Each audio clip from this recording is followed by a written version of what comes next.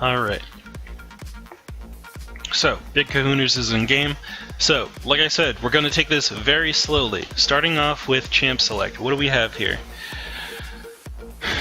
Big Kahunas team. Graves, Braum, very tanky bot lane. That's what I'm thinking off, right off the bat. Very difficult to kill. They're going to want to brawl. They want to look for all-in situations, following off a single Braum Q. I'd say a single Braum Q when they are under their own turret or even midway through the lane is something they're going to want to go hard on. So I'm going to be looking for really, really heavy aggression with this purple team. Now, it's difficult to say that for a bot lane in solo queue because a lot of times you're just not on the same page. You're two different people, you play two different styles. But if you are a support player who's playing Braum, I expect you, and you should, be going in. You should be looking for auto attacks a lot. Try to proc that passive, lock someone down, because that stun will produce a huge amount of damage. Alright? Other than that, they have a very good AoE combo when you combine Diana, Garen, and J4. J4, one of the top junglers right now in solo queue and in pro play as well. If you want to have a good time in jungle, if you want to have good ganks, take Chilling Smite on Stalker's Blade and jungle J4. You slow them down with the Smite, walk up with your shield, EQ combo, dunk after that if they flash. There's so many ways for you can kill somebody with J4 without even ulti. That it's a huge pickup. Alright, so looking over to blue team, the thing that Big Kahunas and the purple team want to be wary of is this Katarina. Like, if a Katarina gets super far ahead, she can destroy an entire game, just ruin everyone's day. So what you want to do is make sure that you focus a lot of your CC, your Garen silence, your Moonfall from Diana, all of these things want to be used to interrupt that Katarina ultimate. And the thing about that is really rough is Katarina's always going to hold on to her ulti. We're watching Big Kahunas today, the Doyen. So we are going to just pick apart this game nice and slow, nice and easy, look for our advantages, and try to figure out, what can we do to gain that elo. Where are the mistakes being made? And what I did last time was I focused on one person. I don't think I want to do that this time. What I want to try to do is look at everyone as much as possible. I don't want it to take too long. I don't want to be spending like an hour and a half per game.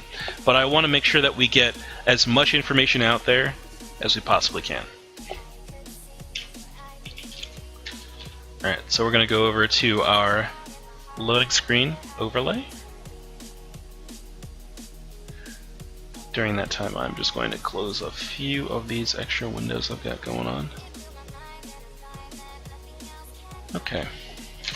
So, elo is pretty balanced. Another thing that I want you guys to remember is make sure you try to utilize op.gg. It is a website that allows you to look up the ranks of people in your games, just like the Law Scouter or whatever it is, Nexus Scouter. Will do. Not only that, but it's got a fantastic replay tool that you can utilize, and that'll allow you to go back and watch your own games. I encourage everyone here to watch their own games because you can learn a huge amount just by doing that. You'll see mistakes that you make, you may see mistakes that other people make, and the more mistakes that people see, the less mistakes that will occur in the future. So what I'm actually going to do is go to Big Kahunas on op.gg. I am going to let it refresh. Alright, good. I'm going to let it give me the in-game info. Good. And then I am going to request a recording. Now, this isn't for me, but I want him to be able to go back and look at this game. If he ends up wanting to take a look at it later on.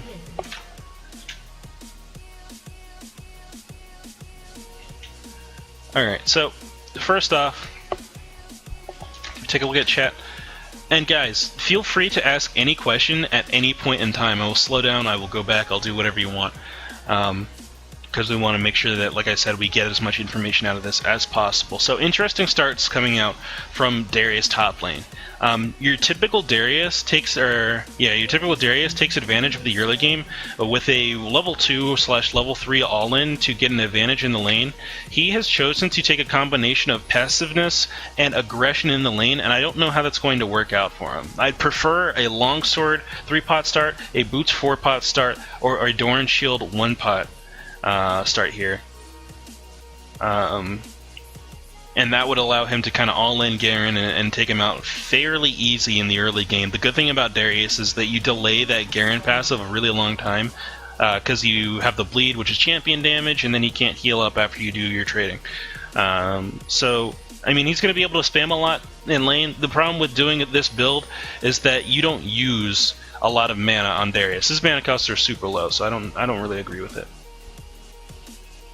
Up to mid-gold level, do you advise taking teleport on top laners or combat spells? It's an interesting thing that you ask. I think it really comes down to playstyle and champion choice. For example, this Darius could have taken teleport, but I believe that in lane, as Darius, you can get a much larger advantage just with your Ignite and making basically a 4v5 because your aggression is so high on that champion.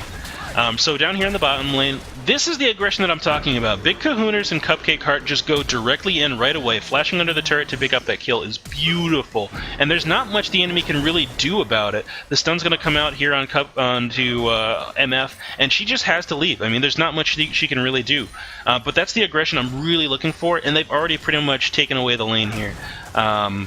Just with that one single play. As long as they don't make any mistakes, they're going to be golden, just because their early game is so much better than MF Soraka. Alright, so J4 started Krugs in red. I'm interested to see what he does here, because I thought about this earlier today. You can easily do Krugs red, blue, or Grump blue, red, and you don't have to do any camps in between to hit level 3. You can just do those 3 camps, and then you'll get level 3 no problem. Alright, so top lane, Darius doing the aggression thing, and I am noticing he's getting low on his mana here. I guess he's been spamming way more than he needs to. That is the one thing about Darius. You need to be very careful on how you push this lane, because if you're playing against someone who's used to playing against Darius, they will purposely eat one of your Qs in order to get the wave pushing forward.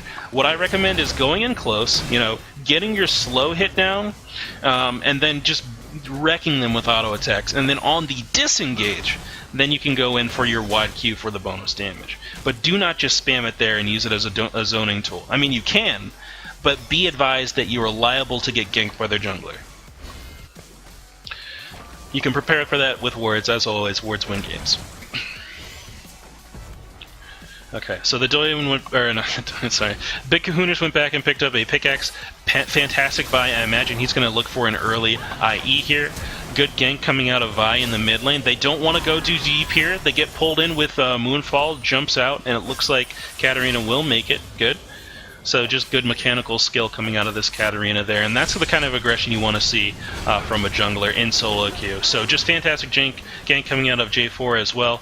He did use his smite there, I believe. Probably. J4 is getting... He's going to the place where that's going to get him money as well. Think about it, getting into a jungler mindset. I don't know how many of you are jungle mains. They're kind of rare to find. Everyone loves mid lane and top lane, but if you get stuck in jungle, because you may not get the role that you're looking for, what you want to do is go to the place that is going to get you money. For the most of the time, you need to make sure that when you spend time on a gank, that it produces money or produces significant pressure. Do not show up to a lane that is failing, and try to pull them out if they're 0-3 already. You're gonna have to leave them. You're gonna have to look for plays bot and mid lane, look for dragon pickups and stuff like that to try to pull them back up with global gold on turrets and buffs on dragon, rather than trying to pull them in. And this Soraka, honestly, is just not good. This MF, unfortunately, is stuck with someone who is not as familiar with the game as some of the other players in it. So what MF's going to have to do is just hard farm, get as many last hits as she can, and then from there, pull up as many items as you can and look for pick plays. You got to look for the opportunities to pick up money outside of the lane in situations like this. Start calling your Vi down for ganks and stuff like that. But Soraka's been picked off 3 times in 6 minutes, and that is not good. Hello, Will Gang for Food. Welcome to the stream. I'm just doing some solo queue analysis here. If you guys are interested in getting your game CU'd, then what we'll do is after this game, I'll look for one more person. I'll probably call for someone to fire up the next game when it's looking like the game's going to end pretty soon. I'll do that. Yeah, Soraka's having a very rough time here. Now, 6 minutes into the game, we're getting around that point where taking a dragon is viable, where it's a good idea and it's not too high of a risk for what the reward is. With the state of this bottom lane, what I would say is that J4 can rotate down for a lane gank, destroy this lane, and then go in for an easy dragon.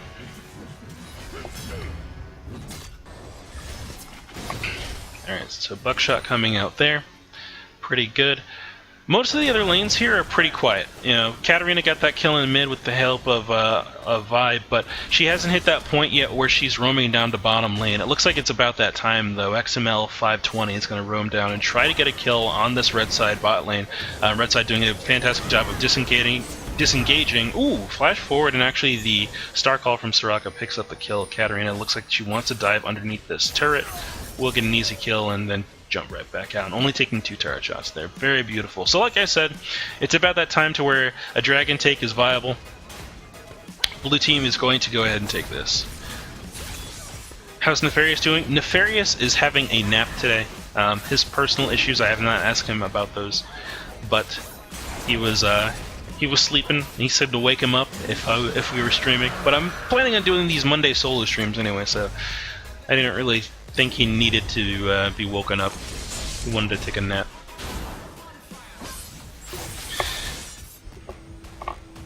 Alright, so blue side picking up that first dragon is going to help them get back into the game a little bit better.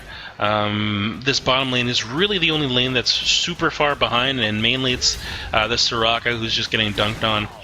What I would say is this dragon buff does put top and mid a little bit farther ahead of their counterparts. And that'll be good. That'll be good. Snowmageddon 2015. I have not gotten not even a flake of snow. I live over in North Carolina, so there is no snow here yet. But either way, going back to the game here, red side is pushing in this bottom turret, very nice. You always want to make sure you pressure your turrets, even if you're not going to get it, in one shot. Hit it a couple times, it'll get easier and easier to knock that over as the game goes on. I do want to slow down, and let me slow down the game here so I can point out one thing. Look at this ward coverage from red side. Stop pulling me away, game. I'm actually just gonna pause it. Look at this ward coverage from red side. All right, so you have Tribrush covered, River covered, Dragon covered twice, and you have the gank path here covered to mid lane. There's only 3 wards here that are really necessary. One of them is redundant. So when you look at this ward here, it covers the gank path coming on the back side of the dragon into the lane, through the river on the short path, and through the turret on the long path there. This covers, the gank path coming out of this area here, which is your own jungle, so technically they don't need to be worried about this ward at all. This ward's actually not needed. Either that, or you can put this ward in front of dragon and omit the ward that's in this brush here. Yeah, you can see the pings of the teams, but you can't really distinguish who they are from. That's about it. This ward is good. But honestly, I prefer the ward to be like right here, because that way you can guaranteed see if someone's crossing over, and you kind of get a larger area of whether they're there or not. But this is just easier to step to the side and do. So I'm gonna go back to the game. bump it back up to normal speed here. See if bottom lane continues to keep dominating. But yeah, just make sure that when you think about your ward spots that you ask yourself, is this area, is this path covered by another ward? Will someone walk through another ward to get to where I'm about to place this ward? If the answer is no, go ahead and drop that ward. If the answer is yes, then you need to think of a different spot where they are not going to walk through a ward to get to that vision.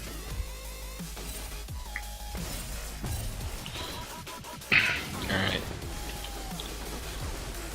I thought you can never have too many wards. This rule, what I'm saying now, is kind of more of a thing that supports need to think about, because on a support, as a person who plays a bunch of support, you want to... You've only got a limited number of wards you can place as a support, and let's be real, in ranked, not everyone is placing wards. Not everyone's using all their ward coverage. The ADC is not going to buy wards typically. Your AP carry in mid lane typically, is very stingy with whether they're going to buy their wards or not. Your jungler, unless you've got a Lee Sin on your team or someone who's at a higher level who really knows the value of vision, they're not going to have a Sightstone. They're going to be running a red trinket for the most part of the game. So what I'm talking about is, just like they said in the chat, efficiency of vision. You want to make sure that you get the most information with the fewest wards, essentially. More wards than what you're going to have, with that baseline is good, but you want to have, a base level of ward coverage at least. Alright, so, that being said, let's go ahead and drop this back up to 100%. Good stun coming out of Braum, good knock-up stun combo. She flashes out, Soraka's got the heals, but she will go down to this collateral damage. Oh my goodness. So there's not much that can be done for this bottom lane. Vi will gank here, but I don't think it will produce too much. She's pretty tanky, alright. Bullet time comes out. Alright, and J4 shows up here. This could be an easy kill. Does he have a dunk? He can get both of them in one here. Vi is able to Q out, but MF is done for. So J4 showing up to the lane, once again, that will get him money. Vi showing up to a lane that really probably won't, and honestly she needs to probably play off of her mid lane Katarina, because a fed Katarina, like I said, will destroy the game.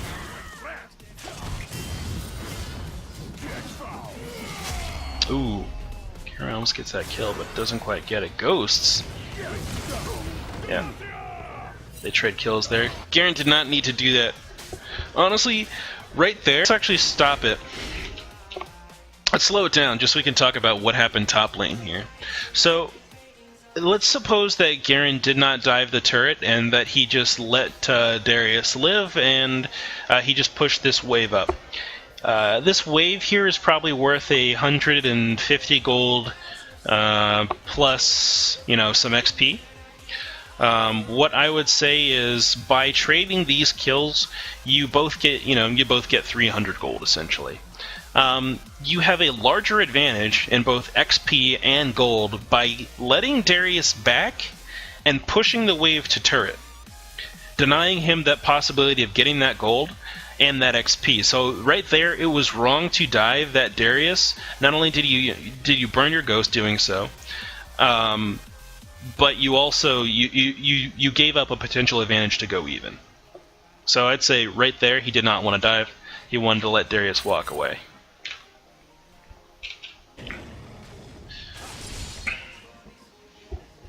Alright, so back into the game here. I'm falling up behind. I'm going to boost up the speed just a bit so I can get to a few more talking points. So what I do want to talk about here, in terms of the Soraka, she is very far behind. Typically, I'd say, coin is kind of an unnecessary item, go blue, and all that stuff. In this situation, though, where she is just getting pretty much destroyed, and she's at a point where I'd say she doesn't even want to approach this bottom lane, this coin is actually going to be good for her, because she wants to be as disengaged at all times as possible. A lot of times, though, that blue trinket, or that blue support item, gives you so much more gold, it's ridiculous.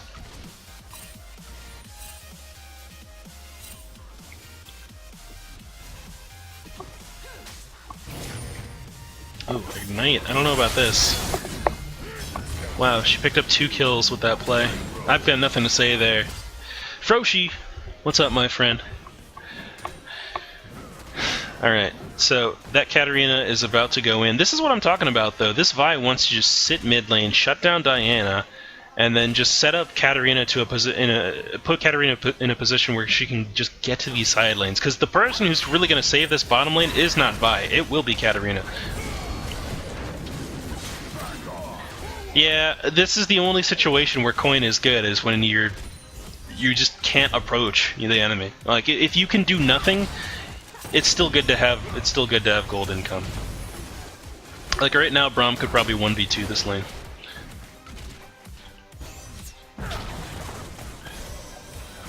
Oh my goodness, heal gets burned unnecessarily, so that's a summoner down. Just a panic heal there. DCB, welcome to the stream, bud. We're doing some solo queue analysis, trying to up our game. Alright, so Katarina shows up to the bot lane. Instant fear comes out of red side. She starts spinning. They do not get the last auto attack to stun her there. Collateral damage once again killing Katarina. I'm sorry, Soraka. And she actually gets under turret there and will probably go down. Yeah, she goes down. She went too deep. But she did the right thing trying to roam bottom lane, but she had to realize when it was time to stop chasing there. Let's actually back that up and take a look at what happens and why this did not go well. Alright, so where's Katarina? Katarina is coming through lane. She's already, intending on ganking this. Alright. So right now your Soraka is low, and they're looking to pick up a kill on, I believe, Graves. Katarina does not have flash up. She goes in, heal comes out, the slow, Make It Rain comes out to try to get Braum, spin happens, and this is not enough damage to make a kill occur. Soraka flashes forward with exhaust. You have to realize that's just wasted.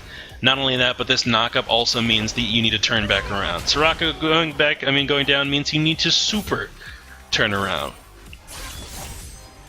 And then she goes in. That's where the mistake happened. Everything before this point, not Katarina's fault. No problem. You can't do anything about that Soraka. You did not need to jump there. I don't know if that was a fat finger or what. Garen shows up to this fight as well. Does not pick up a bit of Katarina, but they pick up that kill on MF.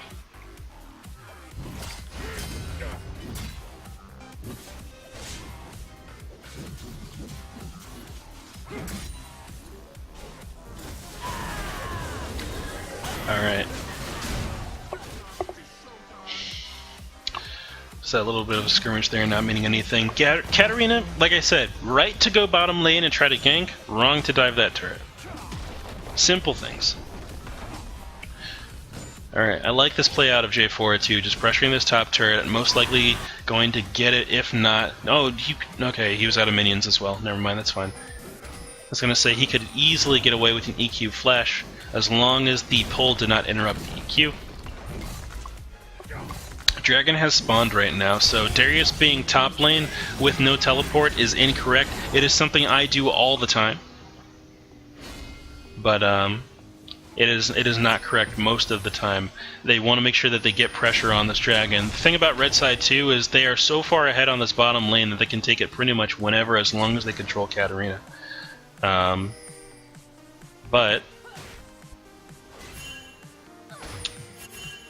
oh boy. Alright, so it looks like they're posturing for this this Dragon. Red side's pinging that they need to get in position. They're clearing out the vision. Alright. And so blue side decides to peel off the Dragon, probably the right choice, and then go for a kill. Problem about doing this. Let's stop everything. Problem about doing this is you have 1, 2, 3, 4. 3, 4 of the red here, and then an MF who just finished farming a cannon minion and a range minion. Jimmy, I would be glad to, dude. I would be glad to. So it's fine to go for, it's fine to peel off this Dragon. That's the right move. But diving deep to get this J4, who's pretty far ahead, along with this Diana, who's far behind right now, but it's risky. It can work out though because they have a Katarina. So we'll see if it manages to pan out for them. Alright, so they do pick up the kill on J4 because Katarina damage is too dang high. Diana goes in though. Braum jumps in. Braum does not have ult yet. He does have exhaust. Auto attack lands on Soraka, so she's going to go down guaranteed from this point on. Katarina has her Death Lotus on cooldown. Second stun lands onto Vi, and now suddenly red team's got a double kill. MF ulties, but it matters. That's the weakest ulti I've seen in my entire life because of the Vamp Scepter and the Berserker Greaves. So, like I said, it's risky to go for that play, but they end up picking up, and they get the one kill, but they end up giving away two for it. And now red team's in a position of pressure, and they can go ahead and get this dragon nice and easy if they chose to. It looks like they're pushing at mid. They don't need to be here at all. This turret's already too well defended, and the mini wave is too weak. Honestly, red team should be rotating over to dragon right now to get their first buff, because I believe they don't have one yet. Yeah.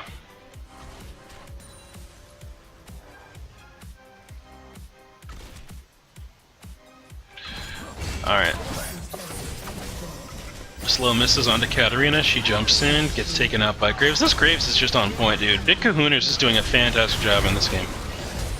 Alright, so he gets a triple. Big Kahunas gets a triple kill here. This is just him being pretty much fed right now. This is the Big Kahunas show. Honestly, they can still do this dragon as long as they bounce the aggro. They needed Braum to really make this safe, but it looks like blue team's not going to be in any position to get anything. So they pick up their first buff.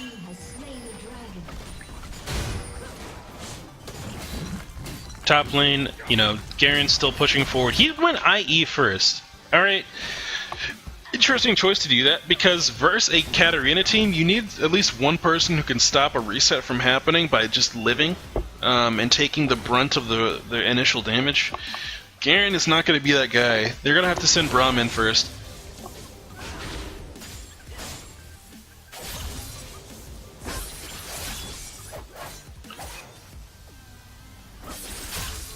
Alright, so picking up the speed here.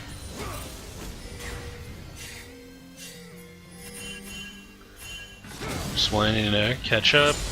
A little bit of a gank action here. Team groups on top of it and they disengage that. That's good. Alright, so moving forward. A lot of farming.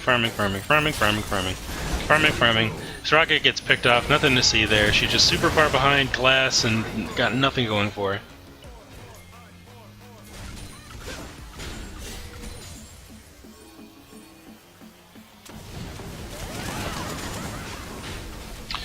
Good bullet time to clear out the wave there. We're kind of hitting that point. Alright, so this is the point in the game where a lot of people are red team. They're far ahead. They're like, we've got a whole bunch of money. We need to get these turrets. But the problem that they have is they have a shorter range ADC, like Graves, Lucian, sometimes Quinn. If you're me, it's Quinn. Callista, something like that. And they're just like, we need to push in the game. But you have multiple different options on the map on how to close out this game. What you're going to want to do is get deep wards. I'm kind of just ignoring this team fight right now. This should be a super easy win for red team, especially with that exhaust on the Katarina.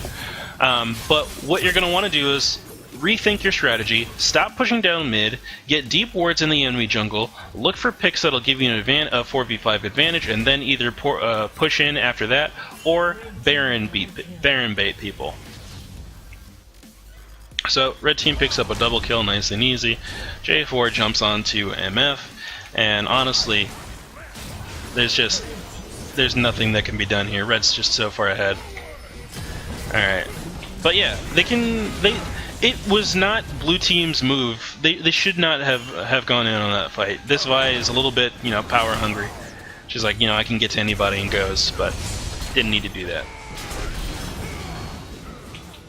So, if you are, let's take a second and think about, what if you're blue team? What if you were that MF who's got the Soraka who died 3 times before 6 minutes? What if you're the Katarina, and you're looking for ways to close out this game and make it easier for your team to make a comeback? The first thing that you're going to want to do in situations like this is stabilize. This ward here is beautiful. You need defensive wards in your own jungle to make sure that your team does not get picked off. the exact opposite of what red team is looking to do. You want aggressive wards on red team, defensive wards on blue team, and you want to clear out the enemy's vision. It is 20 minutes into the game, sightstones have been purchased, or a sightstone has been purchased, and not a single person in this match has a red trinket to utilize to clear out wards. You do not need a yellow trinket on this Braum if you're this far ahead and you've got Sightstone. You just need you need a red trinket, you need it to be upgraded, you want to have that sweeper, because that is what allows you to make these picks and just close out the game nice and quickly. The way that things, the way that people make these comebacks is that they stall the game long enough by avoiding death that they even out the gold lead. They might not even close the amount of gold difference there is between their team and the enemy, but the total gold is high enough such that it's a smaller percentage of the total gold earned in the game, if that makes any sense. So that's how comebacks end up happening, and especially with a Katarina in the game, that you want to make sure that you avoid that at all possibilities, or if at all possible, whatever. So blue team, you want to stabilize, like I said, defensive wards, good ward locations, right here near chickens, right here in front of red buff. Can I ping? I can't ping because it's paused. Right here in this brush, in front of red buff, this cross section, beautiful, and as well as right here at this entrance. Those will cover pretty much everything that you need to see.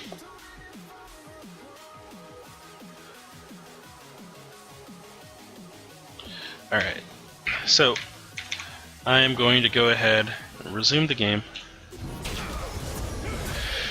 Right here, Darius gets picked off. Darius is mostly, he's not tanky at all. Honestly, he wanted Sunfire Cape first, but I don't know why he went Trinity Force. He did it for the movement speed, I guess.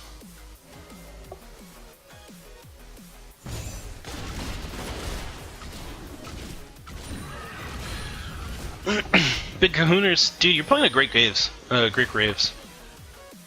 Dude, no, you're doing pretty well, especially for being in Silver. Your farm's pretty decent. I mean, you've taken advantage of a lot of opportunities that Cupcake Heart here made for you. It's been good. Okay, now you got caught out there. That is something you don't want to do. Katarina is still potent. So like I said, pick plays. Pick plays are how you come back in this game. And you want to make sure that you either avoid them if you're ahead or get them if you're behind.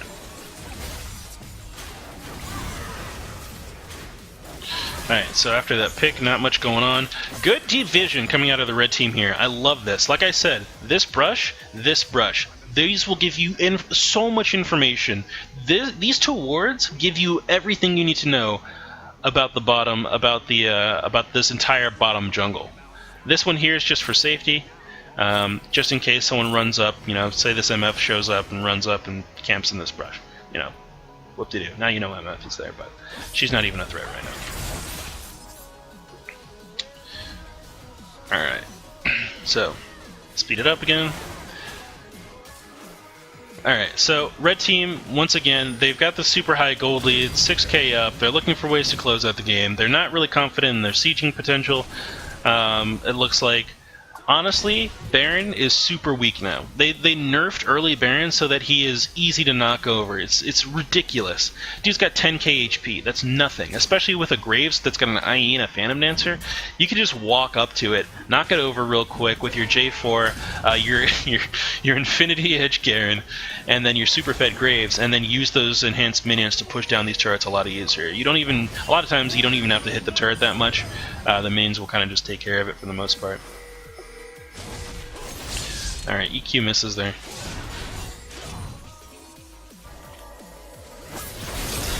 Yeah, this is only 22 minutes. Like I said, I'm taking these a lot slower than I was before.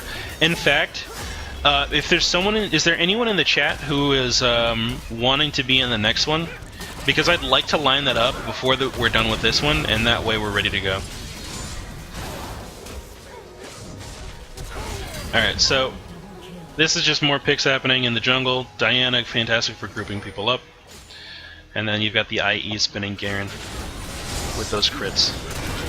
Darius tries to come up and defend this turret. Honestly, he might pick up a kill on Braum. J4 locks Braum into the Cataclysm. Alright, so red team's just going to force this in. Do they get greedy? No, they do not. They run away. Wise decision. Alright, so Jimmy the Slayer, go ahead and queue up in ranked, and then I will spectate you next. By the time we're done with this one, hopefully you'll be in the next game. Jimmy's going to be next, and then I'll pick out another one after Jimmy. That way we get a good mixture, because Jimmy's pretty high ranked. This one's Silver League. We'll get a higher ranked game. Alright, so blue team picking up another dragon. This is only the second dragon, honestly. They could have had a lot more dragons this game. Not a lot more, probably just one. But either way, that's fine. Okay. So, things are kind of relaxed here. Deep Vision on red side is persisting. I like it. This ward here is kind of bad, but it's okay. You know, some vision, it was mentioned earlier, some vision is better than no vision, but there is vision that's better than bad vision. Bad vision does exist. Bad ward placements are around. Okay, so red team looking to push this in. Katarina goes forward a bit. But what happens here is MF gets picked off. Silence goes down on Katarina. Actually, I don't think that landed. Charmely says, I need help, coach. Charmely, you're going to have to wait.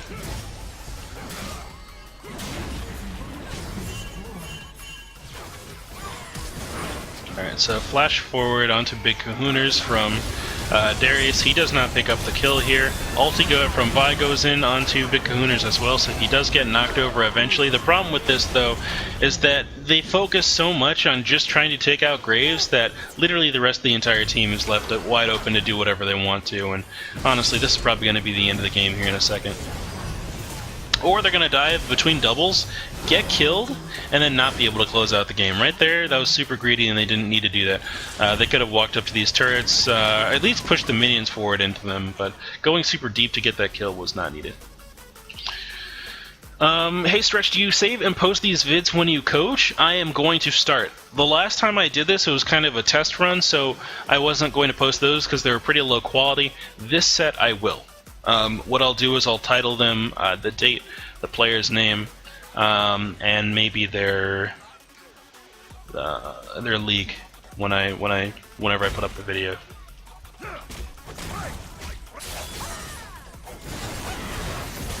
So these will be available to view probably sometime tomorrow on both the Twitch page and the YouTube. Like I always say, I prefer you go to the YouTube, that way we can hit that threshold and we can get a custom URL for it. But it looks like we got a bunch of people showing up, and I'm glad to see you guys. If you're new to the new Monday nights, what I do on these days is I watch you play solo queue live on stream. I go through and pick out things that you can improve on, things that everyone in this game, in your current game, can improve on. That way, if you've got different players, who are watching the game, everyone gets a little something they can learn.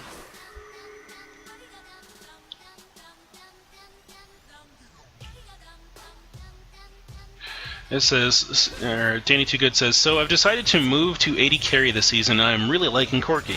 And I've seen it a couple times, but is there ever a time to get Void over Last Whisper on him?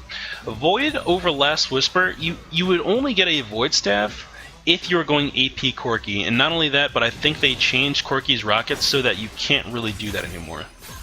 Last Whisper is good. If you are looking for some sort of magic penetration, Sork boots early are very, very strong once you have your Sheen. Sheen, or actually once you have your Triforce, sorry. Triforce, Sork boots will make sure that your rockets and your Phosphorus Bomb crush people. Alright, so let's move forward with the game. I think there's a surrender coming up here. Alright, yeah, so one more big fight happens here. Katarina does not get any reset potential. Red team is just too tanky and they do too much damage at the moment. Darius finally gets a tank item. It's too little too late though. And yeah, red team dives deep. Braum goes down to the laser.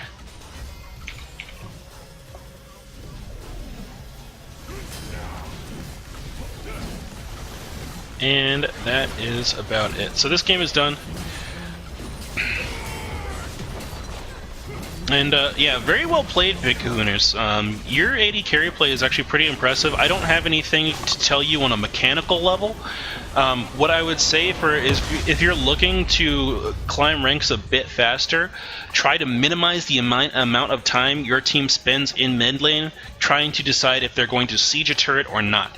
Either get someone to dive deep, someone with a lot of CC, your Malphites, your Zacs, your Sejuanis, your Amumu's.